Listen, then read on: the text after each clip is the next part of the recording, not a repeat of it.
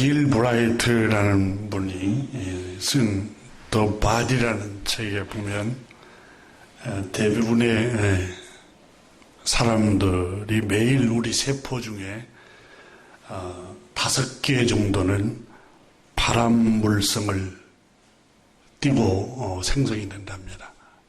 암 세포가 우리 몸 안에서 발생하는데 하나님께서 만들어 놓으신 면역 체계가 그것을 포착하여서 죽인다고 합니다. 하나님께서 우리 몸 안에 질병을 치유할 수 있는 능력을 아예 처음부터 넣어 놓으셨습니다. 너무나 놀라운 신비입니다.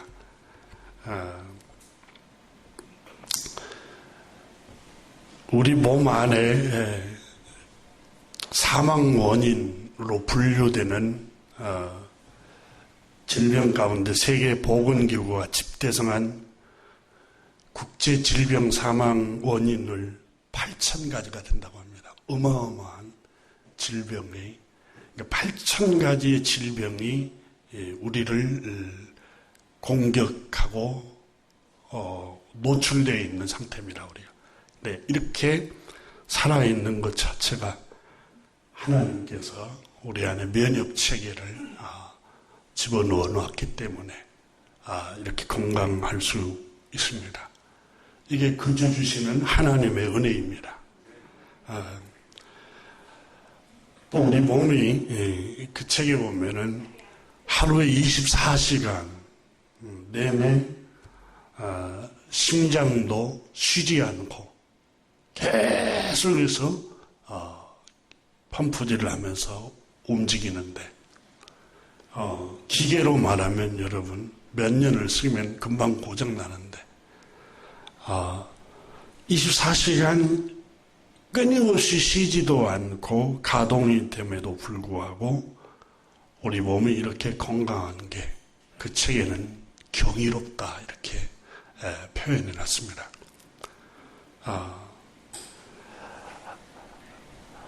우리 몸 뇌로 연결되어 있는 모든 신경세포 때문에 우리 감각이 살아있는데 이게 신경세포가 고장이 나면 먹는 미각도 사라지고 후각도 사라지고 또 볼 수 있는 시신경이 사라지면 눈을 볼 수가 없고 정말 인체를 해부하는 과학자들이 우리 몸을 보면서 정말 경이롭고 신비스러운 우주와 같다 이렇게 그 책에 표현을 해놨습니다. 우리가 볼 수 있고 들을 수 있고 말할 수 있는 것 하나님의 그저 주는 은혜입니다. 은혜의 선물이에요. 사랑하는 교회 여러분, 하나님께서 우리가 하나님의 형상을 닮았다고 기록하고 있잖아요. 그래서 여러분 어린 자녀들을 아장아장 걸음마하면서 걸어다니는 모습 보면 바라만 봐도 사랑스럽고 행복하고 손자 손녀를 봐도 행복하고 또 장성하면은 아들 딸이 있으면 그냥 있는 것만 해도 행복하잖아요. 부모님도 인기척만 나도 행복하고. 근데 주님께서는 스바냐서에 나는 너를 인하여 기쁨을 이기지 못하노라 그렇게 표현을 해놨습니다. 여러분 요한복음 3장에는 하나님이 세상을 이처럼 사랑하사 그랬어요. 얼마만큼 사랑했냐면 독생자 자기 아들을 속죄의 제물로 십자가에 내어주기까지 그 아들을 희생시키면서까지 내가 너를 구원하고 너를 사랑하고 있어. 이게 성경 얘기입니다. 여러분 하나님이 우리를 얼마나 사랑한지 근데 우리가 그게 와닿지 않고 깨닫지 못해서 우리가 감격을 못하는 거. 여러분, 어머니, 아버지가 여러분을 사랑하는데 사춘기 때는 부모가 나를 사랑한 줄 압니까? 반항의식만 생기고 받아버리려고 하지. 근데 얼마나 나중에 이제 철이 들면 그토록 사랑하셨구나. 그걸 깨닫지 않습니까? 하나님이 우리를 너무너무 사랑하십니다. 여러분, 환경이 열악한 환경에 있든 또 어떤 처지에 있든지 간에 나를 창조하신 하나님은 나를 얼마나 사랑하시는지 모릅니다. 다른 사람은 나에게 정죄하고 비난하고 수군거리고 업신여기고 여러 육체적인 환경 때문에 멸시할지 몰라도 하나님은 여러분 한 사람 한 사람을 얼마나 사랑하신지 모릅니다. 하나님은 사랑의 하나님이십니다. 우리를 사랑하셔서 세상에 보내셨고 또 우리가 행복해지기를 원합니다. 여러분 성경에 항상 기뻐하라 이 말을 해요. 항상 행복해라는 말씀이에요. 항상 행복하게 살아가라는 거예요. 여러분 이 다음에 행복해야지가 아니라 순간순간 여러분 행복하게 살아가십시오. 행복하게. 기쁘게 살아가고 행복하게 살아가고. 우리 몸 안에 The Body라는 책에 보니까 우리 몸 공간에 차지하고 있는 산소 61% 정도가 산소로 구성되어 있다고 이 과학자는 기록하고 있습니다. 거의 절반 이상이 산소로 우리 몸에. 그러니까 맑은 공기를 마시지 않으면 인간은 건강을 잃어버릴 수가 있어요. 그래서 요즘 많이 방송에도 유산소 운동을 하라고. 그 이유가 여러분 우리 몸 자체가 61%가 산소로 구성이 되어 있어요. 이 혈관 안에나 모든 부분 안에 이 산소가. 그래서 호흡을 못하면 성경에 보면은 하나님께서 생명을 데려갈 때 숨을 끊어놓는다. 폐를 하나님이 치셔서 숨을 끊어놓는다고 말씀을 하는데 그만큼 우리가 산소 이렇게 공급이 필수적입니다.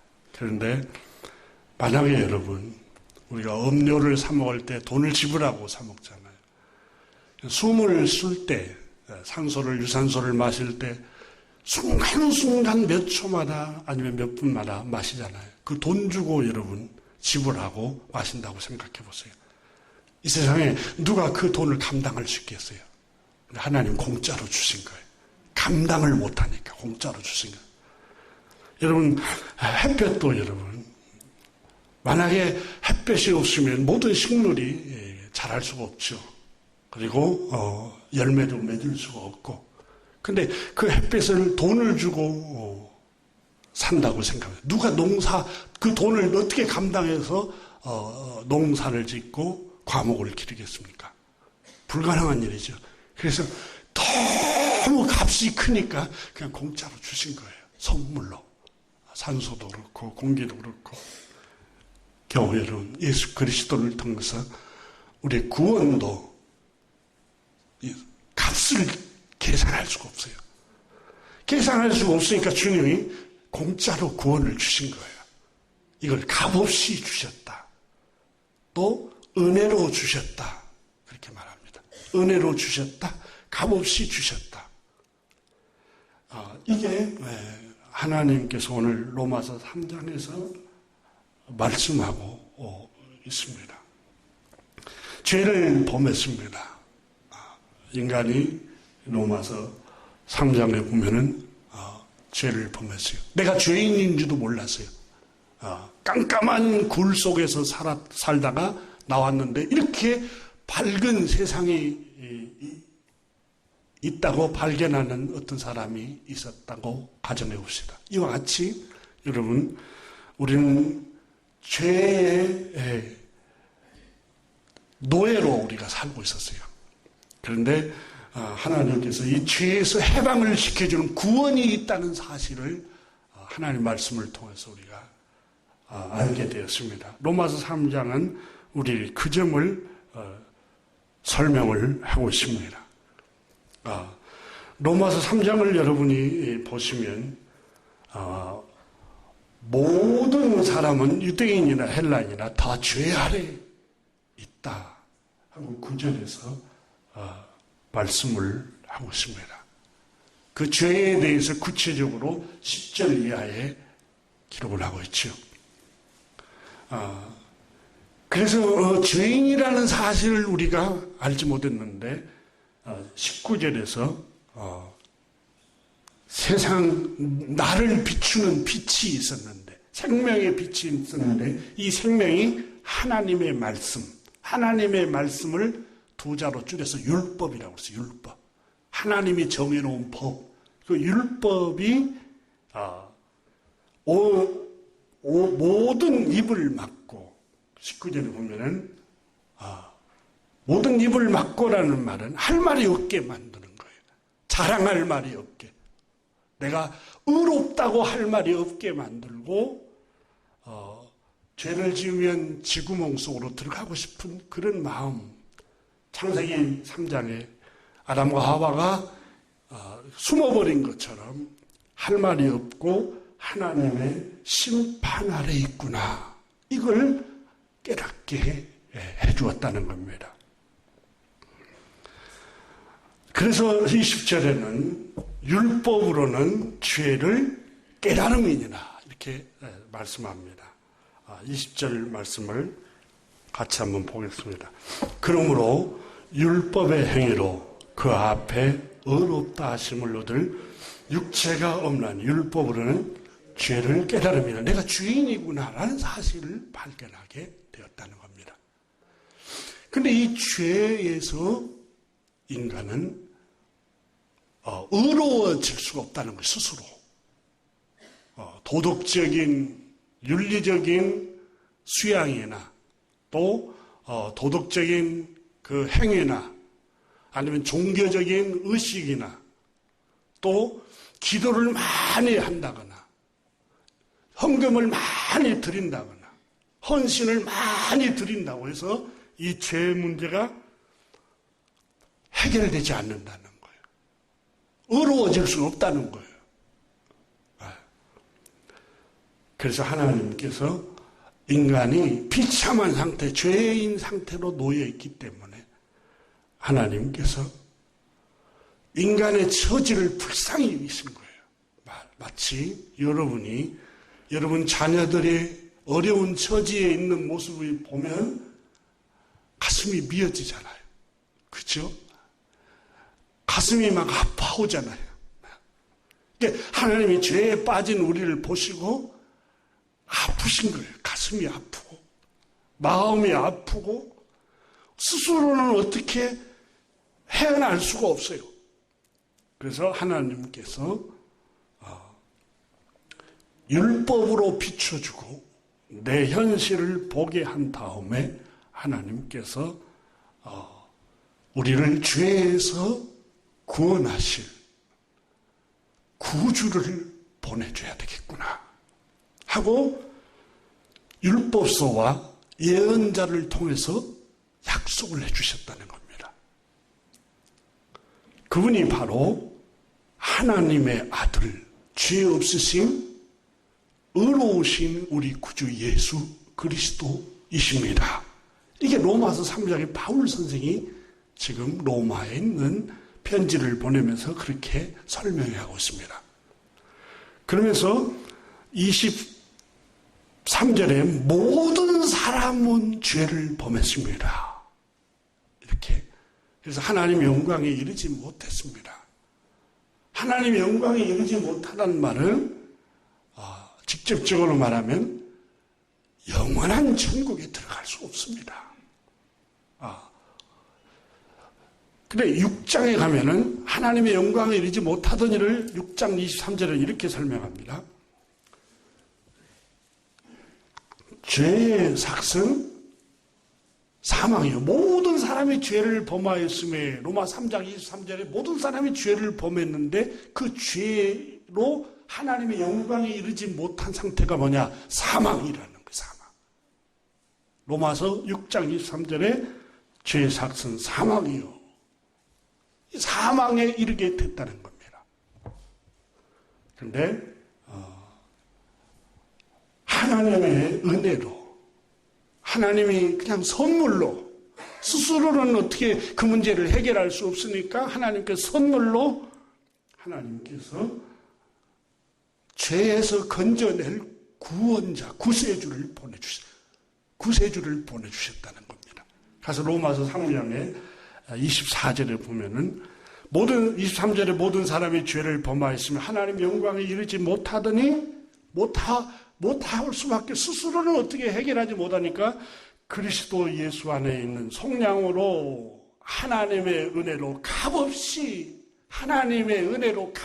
하나님께서 값없이 인간 스스로는 율법의 행위로는 어려워질 수 없기 때문에 하나님께서 너무너무 가슴이 죄에 빠진 인간의 모습을 보고 불쌍히 여기셔서 가슴이 미어져서 구세주를 건져낼 구원자를 보내주셨다.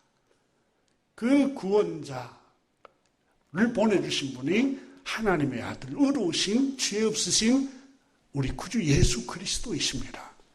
그런데 그 예수 그리스도는 우리를 구원하시기 위해서 우리를 죄에서 속량을 하셨습니다. 이 속량이라는 말은 여러분 노예로 잡혀가서 노예로 살아가는 사람을 돈이 많은 사람이 가서 그 노예로 잡혀있는 그 사람을 돈을 주고 사서 돈을 값을 주고 지불하고 풀어주는 거예요. 자유인이 되는 거예요. 이게 속량이에요. 근데 그 24절을 보시면 로마 3장 그리스도 예수 안에 있는 속량으로 말미암아 예수님이 값을 지불하고 우리를 죄의 노예로부터 속량을 하셨다는 거예요.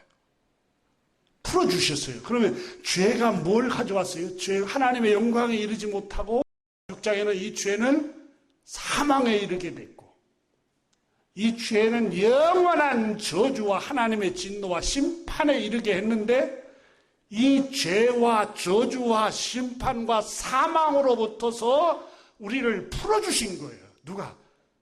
예수 그리스도께서. 하나님이 보내주신 예수 그리스도께서 속량을 해주세요. 값을 지불. 예수님이 어떻게 값을 지불하셨어요? 예수님께서 죄가 없으신데 죄의 삭은 사망이라고 했잖아요. 하나님은 의로우신 분입니다. 의로우시고 공의로우신 분이어서 죄를 간과할 수 없습니다. 죄의 삭은 사망이야 이렇게 선언했습니다. 그럼 죄값을 지불해야 됩니다. 죄인된 우리에게 지불할 것을 묻지 않으시고 하나님이 보내신 죄 없으신 우리 주 예수 그리스도를 십자가에서 피 흘려 죄값으로 피 흘려 죽임을 당하게 하신 거예요. 죄가 없으신 분인데. 그래서 그 예수 그리스도로 그 흘리신 피를 믿는 사람들은 그 피를 믿는 사람들은 하나님께서 죄를 묻지 않는다는 거예요. 그게 25절이에요. 25절에 이 예수를 하나님이 그의 피로서 믿음으로 말미암아 예수님의 피를 믿는 사람은 자 하나님께서 길이 참으시는 중에 전에 지은 죄를 간과했단 말이에요. 넘어갔다. 죄를 묻지 않고 죄값을 묻지 않고 용서했다 그 말이에요. 예수 그리스도의 피를 믿는 사람들에게는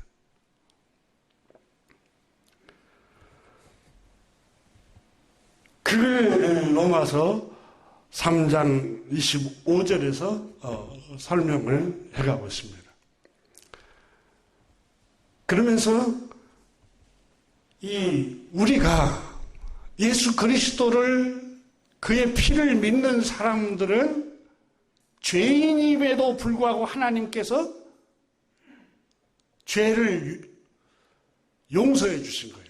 그러니까 그 믿음을 보시고 의롭다고 해 주신다. 의롭다는 말은 옳다. 아무 죄가 없다. 깨끗하다. 그렇게 인정해 준다는 거예요. 죄인인데 예수 그리스도의 피를 믿는 사람들은 의롭다. 의롭다는 말은 법적인 용어인데 쉽게 말하면 용서해 준다. 죄값을 묻지 않는다. 그 말이에요. 근데 여러분 기독교 교리 가운데 이신칭의 믿는 사람들은 의롭다고 하나님이 그냥 칭해 주시는 거예요. 자, 그래서 유대인들에게는 바울 선생이 이 말씀을 전할 때 엄청난 한편으로는 자존심을 상하는 말씀이고 한편으로는 듣도 알지도 못하던 혁명적인 교리였어요. 왜냐하면 율법으로 의로워지고 하나님 앞에 이를 수 있다고 생각했는데 율법을 지킴으로 인간은 율법을 완벽하게 지켜낼 사람은 단 한 사람도 세상에 없습니다. 이렇게 선언해버리는 거예요. 여러분 그렇잖아요. 바울 선생이 로마서 7장에 가면은 내 안에 선한 것이 없도다. 왜? 내 안에 선과 함께 악이 같이 공존하는도다. 여러분 우리 안에 착한 일, 선한 생각도 하지만 악하고 더러운 생각을 할 때도 얼마나 많습니까? 그러니까 내 안에 악과 선이 같이 공존한다. 나는 스스로 바울 선생이 오라 나는 공고한 사람이라. 나는 구제불능이라 그 말이에요. 나는 스스로는 어려워질 수가 없다. 없는 존재다. 이렇게 바울 선생이 말씀을 하면서. 그러면 인간은 스스로 어려워질 수가 없어요. 근데 스스로 어려워질 수가 없으니까 하나님이 불쌍히 여기시고 구세주를 보내주셨어요. 그리고 우리가 죄값을 받아야 되는데 우리 죄값을 대신해서 하나님이 보내주신 예수 그리스도께서 십자가에서 죄 없으신 그분이 우리 죄값을 다 형벌을 받으시고 피를 다 쏟으셨어요. 그 피를 바라보고 믿는 자마다 값없이 아무 공로 없이 아무런 선행도 없이 너 어려워 이렇게 인정해 주신다는 거예요. 이게 이신칭이에요. 그런데 우리가 죄사함 받은 게 우리 아버지가 믿어서 그래. 우리 어머니가 교회 헌신하고 기도 많이 하고 새벽기도 안 쉬고 하고 헌금 많이 해서 그래. 그 절대 아닙니다. 우리를 구원받은 이유는 하나님이 우리를 그냥 사랑했어요. 그냥 조건 없이 하나님 우리 사랑해서 구세주를 보내주신 거예요. 우리 불쌍히 여기셔서. 그래서 우리가 구원받은 것은 율법의 행위를 지켜 율법의 의로운 행동을 해서 구원받은 게 아니라, 물론 우리가 율법을 10가지 중에 7, 8가지 지켜낼 수 있어요. 근데 3가지를 못 지키면 그것도 죄예요. 근데 율법으로는 의로워질 수 없어서 하나님께서 우리를 의롭게 하실 구주를 보내주셨어요. 죄인인 우리를 의롭게 우리가 여러분 학교의 칠판에 낙서를 해놨어요. 너무 난장판이 됐어요. 어린아이들이. 근데 그걸 깨끗하게 지워주었어요. 깨끗하게 해줬어요. 이와 같이 예수님이 우리가 죄인으로 살아가는데, 죄악으로 가득 찼는데 우리를 그냥 의롭다고 해주신 거예요. 행위하고 상관없이. 오해하지 마세요. 그러면 바울 선생이 오늘 본문 4장 31절에 그러면 율법이 필요 없다는 말이냐? 31절 보면은 그런즉 우리가 믿음으로 말미암아 구원을 얻었으니까 율법을 파기하느냐? 율법이 파기하란 말은 율법은 필요 없다 그 말이냐? 그럴 수 없느니라. 도리어 율법을 굳게 지켜야 한다 그 말이에요. 그러니까 여러분 그 구원파는 이 31절을 빼먹어 버리고 예수님이 우리를 구원하셨으니까 우리의 행위와 상관없이 우리는 구원받았습니다. 이렇게 주장하는데 바울 선생은 그러면 믿음으로 말미암아 구원을 얻었으니까 율법을 파기하고 율법이 필요 없다는 말이냐? 절대 그렇지 않다는 거예요. 구원받은 우리는 그 율법의 말씀을 더욱더 지키면서 살아가야 합니다. 그게 31절에서 말씀하고 있는 거예요. 왜냐하면 요한복음 14장에 예수님께서 너희가 나를 사랑하면 내 계명을 지키리니 그랬어요. 진정 예수님 때문에 죄사함 받고 구제불능인 비천한 내가 구원받을 수 없는 내가 영원히 저주와 심판받을 수밖에 없는 내가 예수님의 흘리신 그 피로 내가 죄사함 받고 의롭게 되고 구원받았다는 사실을 알았다면 얼마나 그분이 감사하고 고맙겠어요. 그럼 그분은 주님 나 때문에 흘리신 그 피 주 어떻게 하지요? 그 은혜 어떻게 갚죠? 네가 나 사랑해? 나 사랑하면 내 계명을 지키라. 율법을 지키라는 거예요. 이게 여러분 구원파하고 틀리는 거예요. 그래서 바울 선생은 오늘 본문 말씀을 통해서 3장에서 그러므로 28절에 사람이 의롭다 하심을 얻는 것은 의롭게 된 것은 율법의 행위에 있지 않다는 거예요. 율법에 기도해라고 그랬죠? 율법에 헌금해라고 그랬죠? 율법의 안식일을 지키라고 그랬죠? 이거 해서 내가 의로워지고 공로가 있고 하나님 앞에 헌신한 그 공로와 헌신이 있고 이게 아니라 율법을 행위로 내가 의로워지는 게 아니야. 바울 선생께서 이렇게 말씀하면서 27절에서 무슨 법으로냐? 행위냐? 아니야. 그렇게 말씀하세요. 행위로 아니야. 아니라 오직 믿음의 법으로 의로워진다. 믿음의 법. 예수 그리스도께서 흘리신 그 피를 믿을 때에 의로워진다는 거예요. 그러므로 자, 사람이 의롭다 하심을 얻는 것은 율법의 행위에 있지 아니하고 오직 믿음의 법으로니라. 그러므로 여러분 오늘 성경에 27절에서 그런즉 자랑할 때가 어디 있느냐. 유대인들이 늘 자랑하면서 지금 2장 3장을 읽어보면 유대인들은 자기는 특별한 민족, 하나님의 성민, 하나님이 특별히 선택받은 민족. 여러분 우리가 하나님의 자녀라는 확신을 갖고 있는 것은 아주 하나님 주신 선물이고 그렇게 가져야 됩니다. 그래야 사단이 자꾸 우리를 좌절하고 절망시킬 때에 나는 하나님이 나를 사랑하래. 주변의 회사에서 나를 업신 여기고 또 주변 우리 집안에 더 많이 배우고 더 잘 산 사람이 나를 멸시하고 천대하지만 나를 창조하신 우주를 창조하신 하나님 나를 사랑해요. 너희들은 나를 멸시해도 하나님은 나를 사랑해. 이 확신이 있어야 돼요. 그러면 어떤 좌절도 어떤 절망도 다 딛고 이겨낼 수 있어요. 확신이 있어야.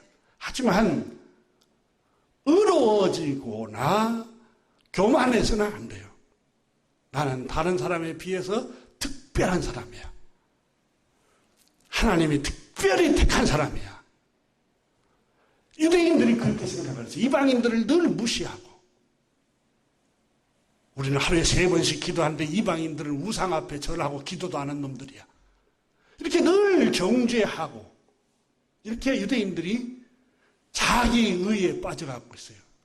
그래서 예수님을 믿는 우리 주님 예수 그리스도를 통해서 우리가 의롭게 되고 은혜로 하나님의 구원을 받게 하셨는데, 믿음으로 예수를 믿는 자를 의롭다 하신 거예요. 예수님의 피 때문에. 그래서 27절에 그런즉 자랑할 데가 어디 있느냐? 우리가 자랑할 것이 뭐가 있느냐는 거예요. 모든 것이 하나님의 은혜인데 이걸 어려워질 이유도 없고 자랑할 이유도 없고 교만해야 할 이유가 없고 다른 사람을 멸시하고 업신여기고 조소하고 비난하고 내가 더 우월하고 이렇게 해야 할 이유가 없다는 거예요. 그래서 여러분, 평등 사상이 어디서 왔느냐? 복음에서 온 거예요. 복음에서. 서양에서 여러분 평등 사상이 민주주의 국가를 통해서 들어왔다고 하는데 평등 사상이 바로 복음에서 온 거예요. 복음에서. 우리가 복음이 들어오기 전에 조선시대는 남존여비 사상이 지배했습니다. 남자는 귀하고 여자는 천해. 그래서 제가 어린 시절만 해도 자녀를 낳으면은 딸을 낳으면 가르치지를 않았어요. 잘. 아들만 가르치려고 했어요. 이게 조선시대에 칠흑같이 어두움에 죄에 갇혀 있었기 때문에 그래요. 근데 복음이 들어온 후에 여러분, 복음이 들어오고 최초의 선교사들이 복음을 전해줬을 때, 복음이 들어왔을 때 여러분 1800년도에 복음이 들어오고 그 복음을 접하고 이화 학교, 그 학당에서 공부를 해서 선교사의 지원을 받아서 미국에 유학을 가서 의사가 된 여성들이 배출되기 시작했어요. 그 전에는 상상도 못했어요. 상상도. 아직도 잔재가 남아있어서 남성 우월 사회가 지금도 지배하고 있습니다. 이 봉건주의 사상입니다. 개화가 덜 된 거예요. 개화가. 정말 복음을 알면은 평등합니다. 이게 점점 복음이 들어와서 여성들이 본래 하나님이 창조하신 그 권리를 되찾는 자유를 하나님이 허락하신 거예요. 혹시 이 설교를 듣고 남성분들 기분 나쁘게 생각하지 마세요. 사실이에요. 하나님의 말씀은 사실입니다. 근데 오늘 성경에 보면은 27절에 그런즉 자랑할 데가 어디 있느냐.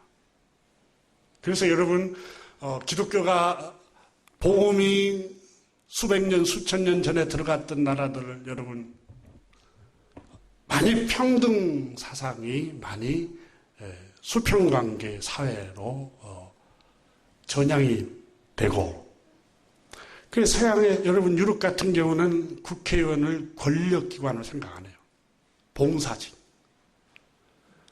봉사직으로 생각하잖아요. 자기 직업이 있으면서 국민을 위해서 봉사하는 거예요.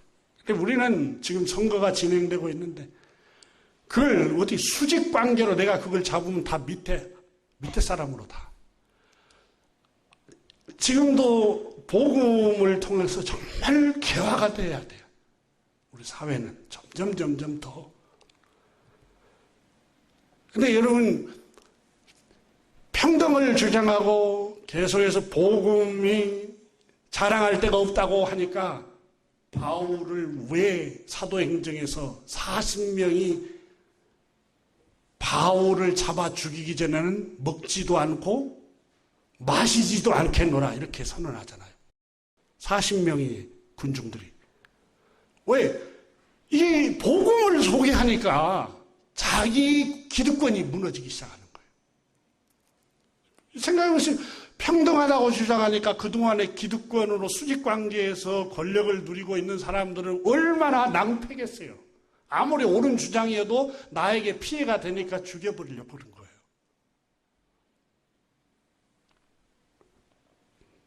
오늘 성경에 주님께서 바울 선생이 27절에 그런즉 자랑할 때가 어디 있느냐. 있을 수도 없는 일이다. 이렇게 말하고 있어요. 무슨 법으로 행위로느냐? 아니라 오직 믿음의 법으로, 믿음으로 어려워졌기 때문에 자랑할 일이 없어요. 여러분, 지낸 한번 생각해 보세요. 얼마나 어리석은 생각입니까? 내가 남자야. 내가 여성이야. 여러분, 그걸 내 의지로 결정했습니까? 내 생각과 내 의지로 결정하죠. 생명의 주인 되신 하나님이 선물로 성을 결정했잖아요. 여러분이 태어난 집, 여러분 의지로 결정했습니까? 하나님께서, 창조주 하나님께서 주신 선물, 국가도 마찬가지고요.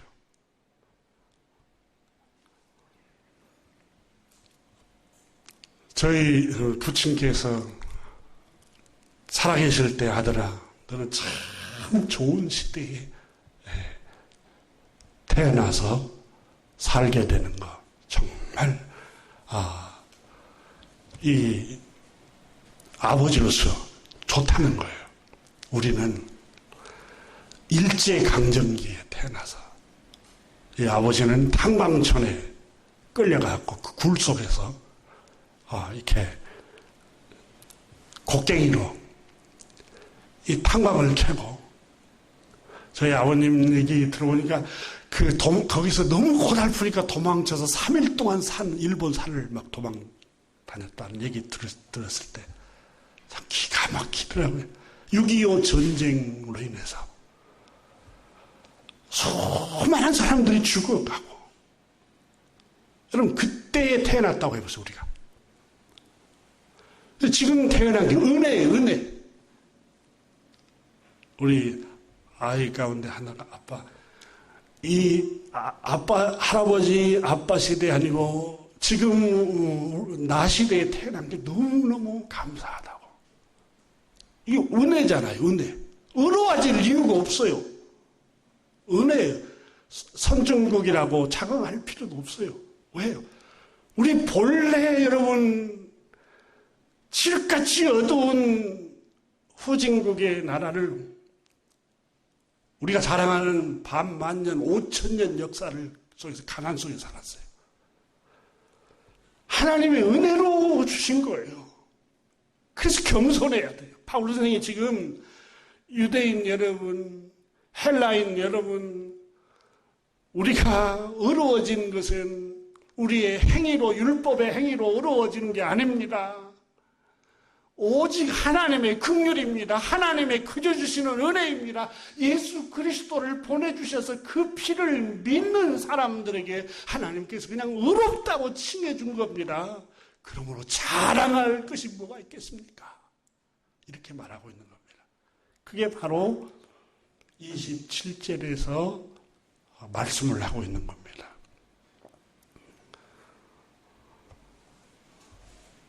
이 설교를 쓰면서 찬송, 나 행한 것 죄뿐이니 이 찬송을 이렇게 떠올라서 흥얼거렸는데, 우리 같이 한번 이 찬송을 한번 불러보겠습니다. 40명의 군중들이. 왜? 이 복음을 소개하니까 자기 기득권이 무너지기 시작하는 거예요. 생각해보시면 평등하다고 주장하니까 그동안의 기득권으로 수직관계에서 권력을 누리고 있는 사람들은 얼마나 낭패겠어요. 아무리 옳은 주장이어도 나에게 피해가 되니까 죽여버리려고 그런 거예요.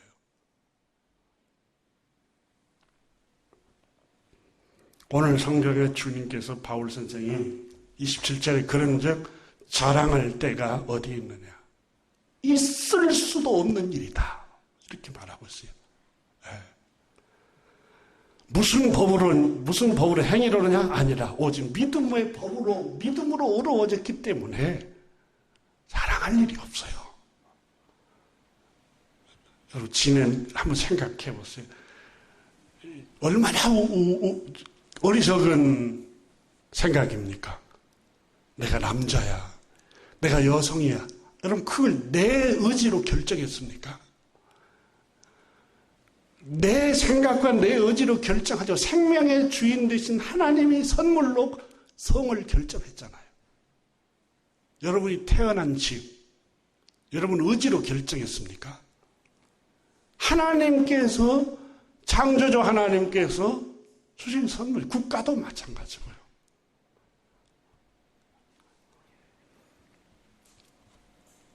저희 부친께서 살아계실 때 아들아, 너는 참 좋은 시대에 태어나서 살게 되는 거 정말 이 아버지로서 좋다는 거예요. 우리는 일제강점기에 태어나서 이 아버지는 탄광촌에 끌려가고 그 굴 속에서 이렇게 곡괭이로 이 탄광을 캐고, 저희 아버님 얘기 들어보니까 거기서 너무 고달프니까 도망쳐서 3일 동안 일본 산을 막 도망 다녔다는 얘기 들었을 때 참 기가 막히더라고요. 6.25 전쟁으로 인해서 수많은 사람들이 죽어가고, 여러분, 그때에 태어났다고 해보세요, 우리가. 지금 태어난 게 은혜예요, 은혜. 우리 아이 가운데 하나가 할아버지, 아빠 시대 아니고 지금 나 시대에 태어난 게 너무너무 감사하다고. 이게 은혜잖아요, 은혜. 어려워질 이유가 없어요. 은혜예요. 선진국이라고 자긍할 필요도 없어요. 왜요? 우리 본래 여러분 칠흑같이 어두운 후진국의 나라를 우리가 자랑하는 반만년, 5천년 역사를 속에서 가난 속에 살았어요. 하나님의 은혜로 주신 거예요. 그래서 겸손해야 돼요. 바울 선생이 지금 유대인 여러분, 헬라인 여러분, 우리가 어려워진 것은 우리의 행위로, 율법의 행위로 어려워지는 게 아닙니다. 오직 하나님의 긍휼입니다. 하나님의 그저 주시는 은혜입니다. 예수 그리스도를 보내주셔서 그 피를 믿는 사람들에게 하나님께서 그냥 의롭다고 칭해준 겁니다. 그러므로 자랑할 것이 뭐가 있겠습니까? 이렇게 말하고 있는 겁니다. 그게 바로 27절에서 말씀을 하고 있는 겁니다.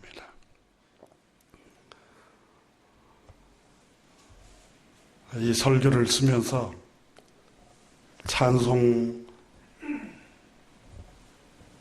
나 행한 것 죄뿐이니 이 찬송을 이렇게 떠올라서 흥얼거렸는데, 우리 같이 한번 이 찬송을 한번 불러보겠습니다. 274장입니다. 합니다. 나 행한 것 죄뿐이니 죄수께 비옥히는 나의 몸과 나의 마음을 깨끗하게 하옵소서. 물 가지고 말 씻든지 불 가지고 태우든지 내 안과 바다 그사 내 모든 죄 하소서. 나 행한 것 죄뿐이니 정말 내가 행한 것 주님, 어려운 생각, 선한 생각보다도 불평하고 원망하고 비난하고 비방하고 업신여기고 교만하고, 이게 나 행한 거 죄뿐인데 이 죄에서 우리를 의롭다 하시고 건지시기 위해서 사랑의 하나님, 자비가 끝이 없으신 하나님께서 구원자를 보내주신 거예요, 우리에게. 그분이 바로 우리 주 예수 그리스도이세요.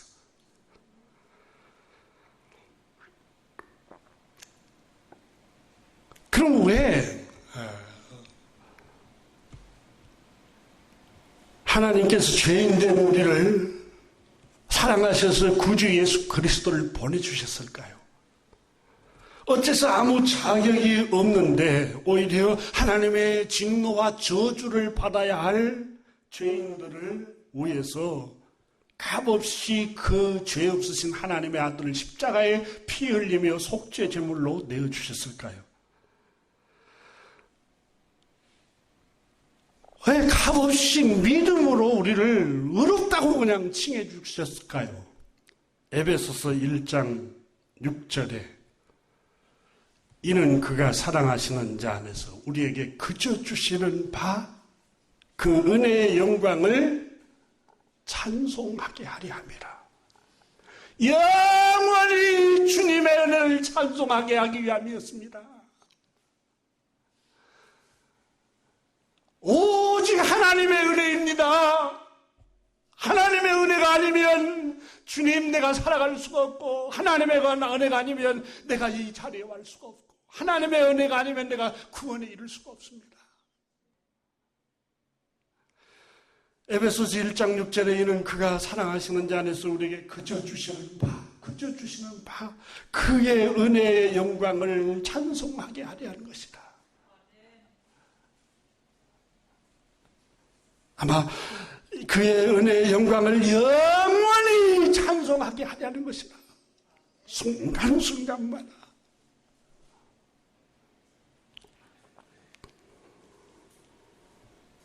찬양하라 내 영혼아. 정말 늘 주님의 은혜입니다. 하나님의 은혜가 아니면 나는 이미 죄 가운데서 방황하고 있었을 겁니다. 성령님을 보내주신 것도 주님의 은혜입니다. 여러분, 고린도전서 12장에도 믿음의 은사는 성령이 각 사람에게 자기가 원하는 대로 주는데, 내가 믿는 것 같아도 그 믿음도 하나님 주신 선물입니다. 그러므로 바울 선생은 그런즉 자랑할 데가 어디 있느냐. 겨우 여러분, 다른 사람에 비해서 여러분이 살아가는데 조건이 조금 더 낫습니까? 그 때문에 그걸 자랑하는 것은 악한 일입니다. 왜 그럴까요? 상대방은 그 자랑의 소리를 듣고 나는 기쁠까 몰라도 상대방은 상처를 받습니다. 상대적인 박탈감을 느낍니다. 그래서 성경은 자랑하지 말라고 나와요. 예레미야서에도 자랑하는 것은 악하다고 나와요. 교만하다고 말하고요. 교만하다고. 하나님의 은혜의 힘을 알면은 어떻게 자랑하겠어요? 하나님의 은혜예요. 건강도 하나님의 은혜, 자녀도 하나님의 은혜, 여러분 직장도 하나님의 은혜, 여러분 가문도 하나님의 은혜, 신체적으로 유전자적으로 내가 장수하는 것도 하나님의 은혜.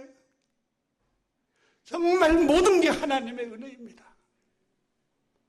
은혜 아니면 살아갈 수가 없어요. 정말.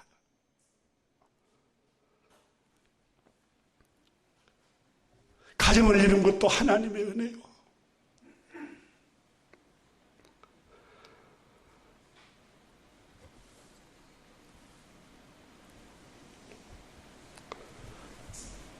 이사야서 45장 4절 5절에 보면은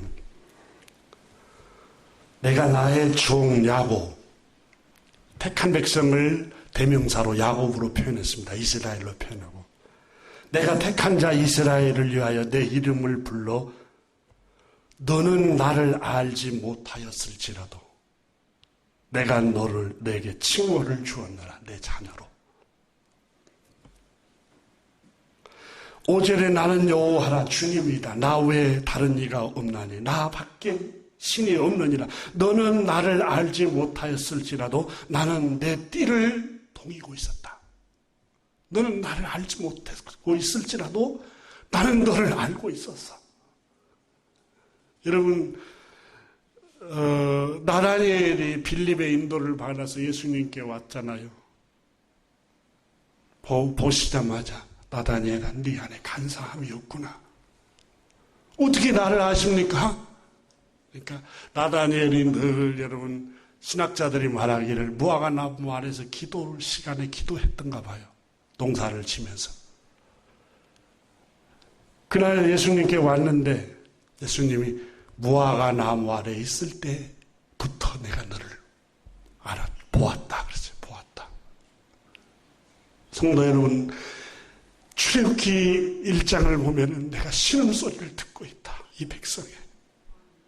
백성의 아픔을 내가 알고 있다. 고통의 소리를 내가 듣고 있다. 여러분 고통, 여러분의 아픔, 상처, 괴로움 주님이 보고 계십니다. 그분은 자비가 끝이 없으신 하나님입니다. 우리를 고아와 같이 보내두지 아니하시고 돕는 천군 천사를 우리 곁에 보내셔서 동행하게 하십니다.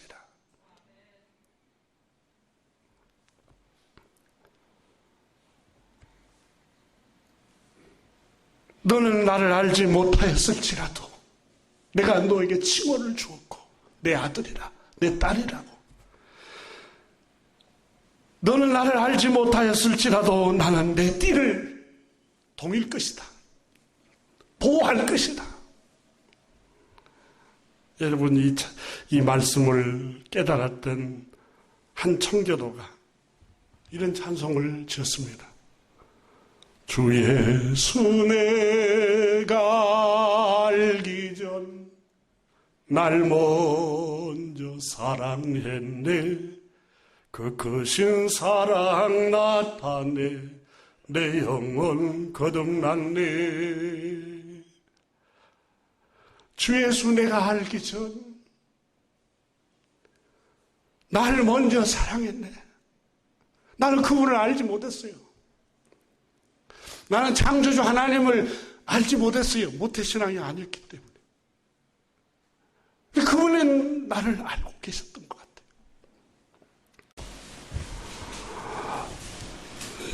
시작. 여호와의 말씀이 내게 임하니라. 이르시되 내가 너를 모태에 짓기 전에 너를 알았고 내가 배에서 나오기 전에 너를 성별하였고 너는 여러 나라의 선지자로 세웠노라 하시기로. 여러분, 예레미야만 그러겠어요. 하나님 공평하신 분인데. 내가 너를 모태에 짓기 전에 너를 알았다. 아무도 몰라줘도 괜찮아요. 여러분 헌신, 가정을 위한 헌신, 주님을 위한 헌신, 여러분의 섬김, 어렵고 힘든 형제 자매들을 위해서 오른손이 하는 일을 왼손이 모르게 여러분 현장에서 하고 있는 일들 몰라줘도 상관없어요. 그분이 알고 계세요.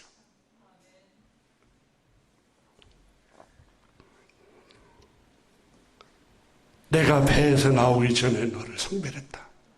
어떻게? 여러분 에베소서 1장에 창세전에 너를 택했다.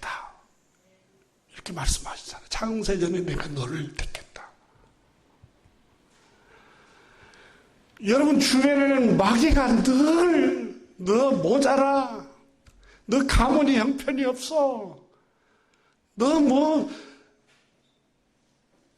백이 있어, 배움이 있어, 돈이 있어, 친구가 있어. 사람들이 너 멸시하고, 직장 동료가 멸시하고, 주변 사람들이 자꾸 나를 우울하게 만들지라도 여러분, 절대 그 말에 절망하지 마세요. 우주를 창조하시고 만물을 창조하신 창조주 하나님께서 내가 너를 못해 짓기 전에 너를 알고 있었다. 내가 너를 띠를 띌 것이야. 여러분, 어린아이가 어렸을 적에 엄마가 품에 아니면 등에 못으로 띠로 띠고 이렇게 꼭 이렇게 묶어서 떨어지지 않도록 하잖아요. 보호하려고. 너는 나를 알지 못했어도, 네가 열심히 기도를 안 하고 헌신을 안 하고, 네가 율법을 열심히 안 지켜도 나는 너를 놓지 않을 거야. 하나님 그렇게 말씀하신 거예요. 나는 너를 따라가면서 보호하고 너를 붙들고 너를 인도해 줄 거야. 염려하지 마. 이렇게 말씀하시는 거예요. 여러분, 하나님의 말씀을 붙드시기를 주님의 이름으로 축원합니다. 주변에 아무리 조롱하고 낙담시키고 절망 가운데로 몰아가고 환경이 아무리 어두워도 여러분, 그것 때문에 사방으로 우겨쌈을 당해도 절대 주저앉지 마세요. 하나님은 우리 편이세요. 여러분 편이세요. 그걸 믿으세요. 믿어. 운전을 할 때나 직장 생활을 할 때나 가정에서 일을 할 때나 어디를 가든지 하나님 나와 함께 하신다. 두려워하지 말라. 이사야 41장 10절에 내가 너와 함께 함이라. 놀라지 말라. 나는 내 하나님이 됨이라. 내가 너를 굳세게 할 거야. 내가 너를 도와줄 거야. 참으로 도와줄 거야. 이렇게 말씀하시잖아요. 철로역정을 읽어보면 절망의 도성만 빠져 거기에 주저앉지만 않으면 하나님께서 이 사람을 영원한 도성으로 인도하세요. 혹시 여러분 중에는 절망적인 환경에 있더라도, 곤란 중에 있더라도 절대 낙담하지 마세요. 하나님을 바라보세요.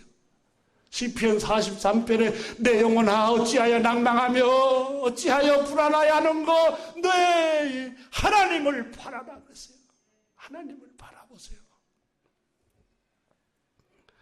오늘 주님께서 우리에게 로마서 3장을 통해서 우리가 의롭게 된 것은 하나님이 그저 주시는 은혜의 선물입니다.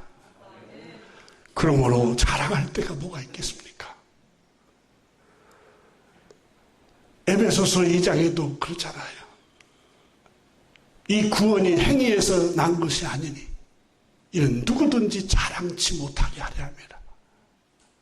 그저 주시는 은혜를 영원히 찬미하도록 하기 위해서 그저 주신 거예요.